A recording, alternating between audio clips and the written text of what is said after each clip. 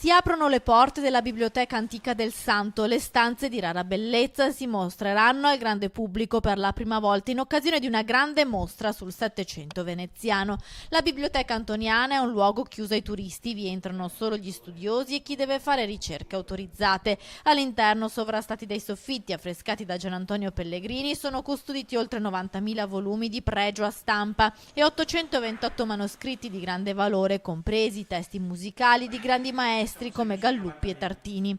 Scopo di questa mostra è far riscoprire alcuni luoghi segreti e inaccessibili della Basilica, quali la biblioteca. La biblioteca è importante perché, oltre ad essere un luogo di cultura straordinario che conserva opere d'arte eccezionali, manoscritti dall'VIII secolo, presenta una decorazione pittorica di Antonio Pellegrini del XVIII secolo. È un ambiente preservato e unico nel suo genere. La Biblioteca del Santo, dunque, a partire dal 15 giugno ospiterà una mostra sul Settecento veneziano, 30 dipinti che appartengono ad una collezione privata che dialogherà con gli affreschi della sala monumentale di questo Sancta Sanctorum della cultura e dell'arte. Metteremo in questa mostra anche molti altri dipinti di pittori poco rappresentati in altre mostre normali che fanno sul 6-700 veneziano, pittori un po' sconosciuti ma comunque altrettanto importanti, che devono essere in qualche maniera ogni tanto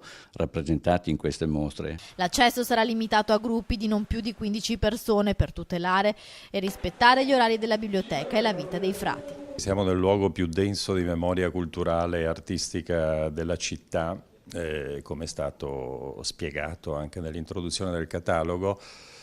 E la biblioteca in particolare è uno dei luoghi più segreti della Basilica e del complesso conventuale. Mi pare che sia una splendida idea che sotto gli occhi di uno dei principali maestri del Settecento, Antonio Pellegrini, con i suoi affreschi in biblioteca, ci possa essere questo dialogo particolare con una buona collezione di pittura del Settecento veneto.